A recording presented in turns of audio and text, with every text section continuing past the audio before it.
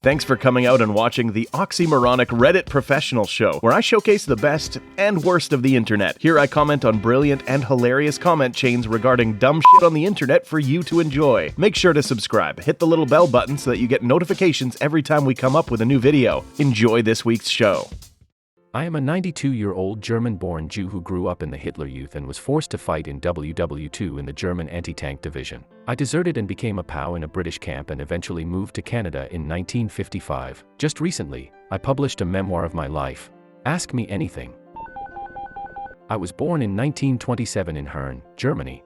To quote from my memoir, I am a survivor of Nazi Germany during World War II. During my childhood I had to live two lives. A false public one as a loyal Nazi and my true one at home as a Jewish child in an anti-fascist family. Though both of my legal parents were German citizens, my biological father was Jewish.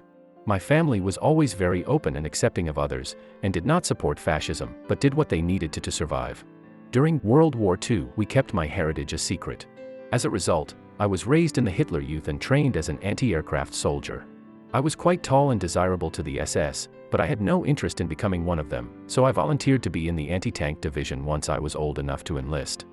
Though I fought as a German, I never believed in the war and waited for an opportunity to desert. When I was 17, a group of like-minded soldiers and I deserted and became POW in a British camp for 7 months. When the war ended, I returned to the secret family business of smuggling. The economic depression post-World War II created an opportunity for my family to make money by illegally importing goods from surrounding countries, e.g. women's stockings from France. During this time I married my wife and had my first daughter. In 1955, my wife, daughter, and I moved to Montreal, Canada. I worked any job I could get, including work as a butcher, even though I was not trained as one, a gas station attendant, and a candy maker. In 1958 we moved to Thunder Bay where I worked in a factory, then as a logger. There I had 3 more children. My family and I eventually moved to Thompson, Manitoba so I could work in the mine. We had a good standard of living there, my wife was quite happy. We had a brand new home and plenty of extra income, but I saw no future for my children there. I lied to my wife, saying I had secured a job at the Britannia Beach mine and moved the entire family across Canada to Squamish, BC. I did end up getting a job in the mine, where I worked for a few months, until they went on strike. After that I worked in a pulp and paper mill, wood fiber, for 25 years until my retirement. What do you want future generations to know to prevent anything like the Holocaust from ever happening again? Read history. Those who don't want to remember history are condemned to repeat it. Who did you remarry and how did you meet? My son met my wife, before I met her, at a retreat on the coast. I was initially not willing to meet her. I had sworn off women after a series of ill-fated relationships after my first wife passed, but he insisted. My son was also trying to get her to meet me. At one point she called the house trying to reach my son. I answered and we ended up having an hour-and-a-half long conversation. I drove down the next day to meet her and the rest is history. What are your favorite lessons you've learned in life? See people as they are, not as what you want them to be. Did your German background make it any more difficult to obtain a job after moving to Canada? I was told by immigration, a Jewish Czech lady, to say I was Austrian or Swiss because openly saying I was German would make it impossible for me to get a job. There was a lot of prejudice against German people at that time regardless of their thoughts on the war. What was your reaction when the war ended and the Holocaust evidence surfaced? Did you hear any stories about the concentration camps while you were fighting? Right from the beginning of Hitler's power, concentration camps were being built. We knew because our neighbors were arrested for being communist. They returned a year later and secretly told us what they had learned. We always had an idea of what was going on. From what I understand, the Nazi German state had a pretty intense propaganda campaign. What are some things that you later found out the state had lied about? Is there anything that you believe only the Nazi state has told the truth about? We listened to BBC One radio from London and Moscow secretly. If we were caught we would get charged with high treason, so we always knew what was real news. I was also in the resistance. We shared this information from BBC One with anyone we could through posters during blackout, at night. Can you tell us more about your time with the anti-tank division? What was it like? We were trained to have 2 bazookas on our backs and 1 in our hands. We were trained to elbow crawl through enemy lines and destroy as many tanks as possible at night time. I was going to be deployed on what was essentially a suicide mission, so I intentionally smashed my foot with a boulder so I would be sent to a field hospital instead. Since you're learning how to use the internet now, what's your favorite thing you've discovered thus far? Except for Reddit.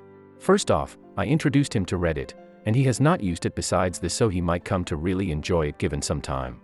Fun fact, he got tendinitis from using Facebook on his Kindle so much. As for me, before I used it I thought it ruined family life since they were always on their phones, but now I am using it I have to be careful not be addicted to it since the world is so open. Google Earth has been my favorite so far since I can see so many different things. You seem to have held a number of different jobs. As someone who's nearly 30 I find it difficult to know what I want to do. Does that feeling ever go away? Is there any job that you have held that you really enjoyed, and what was your least favorite job/role you have had?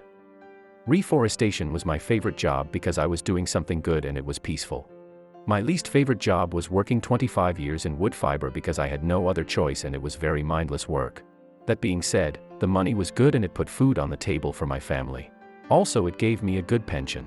My dream job would have been becoming an independent candy maker like my father, but that was not an option for me. What was the reaction of German officials to youth who did not want to participate in the Hitler Youth? Everyone had to go, no questions. Officials would go after your parents and they would go through heavy questioning. If you or your parents questioned Nazi reign in any way, they would disappear. The propaganda was so powerful for some youth that parents were afraid of their own children. Many children raised in the Hitler Youth turned in their parents for not being faithful to the Nazi Party. The more I learn about Nazi Germany, the more evident its influence on 1984 becomes. When I first read the book, I thought the idea of children turning their parents in for not being faithful to the party was a terrifying work of Orwell's imagination. Now I see it as a terrifying part of history. From your own experience, how many % of your fellow soldiers believed in the Nazi cause? How many % were like you, just biding their time? And how many % were apathetic? It was very difficult to determine this because everyone was very silent for their own safety. You would only learn this sort of information if you were very close friends. Sometimes you could tell by how they talked about the war. In my opinion, it may have been around 50-50 it's people who were fascists at heart versus those who were at least undecided. Were there instances where you were close to being exposed as Jewish? Did you meet anyone else who was in the same situation? A family friend who knew I was Jewish was not a loyal fascist but opportunistically blackmailed my parents because they had money/goods from smuggling. Aside from that, we were not close to any loyal fascists and I was a very convincing liar. I was in the resistance with another guy whose father was also Jewish. Unfortunately, he ended up in a concentration camp. My parents lived in Holland during the occupation and had vivid memories of the time. How did the average German feel about occupying their neighbors at that time? Opinions were mixed. My family felt very bad because of my connections to the Netherlands. My Oma was from Gelderland. I think the majority of Germans, at least Western Germans, felt that the Dutch were our friends. We shared many traditions and culture, so there was much sympathy over German occupation. How was life once the British got you? Any mistreatment? How long were you in prison and what was the atmosphere within others' POWs there? First of all, we were treated amazingly well by the British. When we deserted, the first thing they offered us was a cup of tea and Woodbine cigarette. The fellow who took me prisoner was 19 years old from Liverpool and showed me his family pictures and told me the war was over for me. In the camp itself, food was scarce, even for the British, but they were fair and did their best. I was in the camp for 7 months. I had a good relationship with other POWs. On my 18th birthday they all banded together to get me an extra ration of bread, took small bits of tobacco they had to make me a cigar, and one, with the help of a guard, got me a blooming thistle in the no man's land between fences keeping us in the camp. Historical documentaries always show Hitler as an immensely popular figure in Germany at the time. Was the average German really as fanatical about the Reich as depicted, or was it more a political uprising brought on by those with power and money? The industrialists, big business guys, sided with Hitler because they were scared of communism, which would destroy their businesses.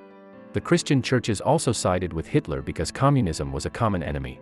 The poor and unemployed approved of Hitler because he created policies that gave them food and other basic necessities in a dire time, the Depression. Youth who were brought up in the Hitler Youth propaganda were fanatical.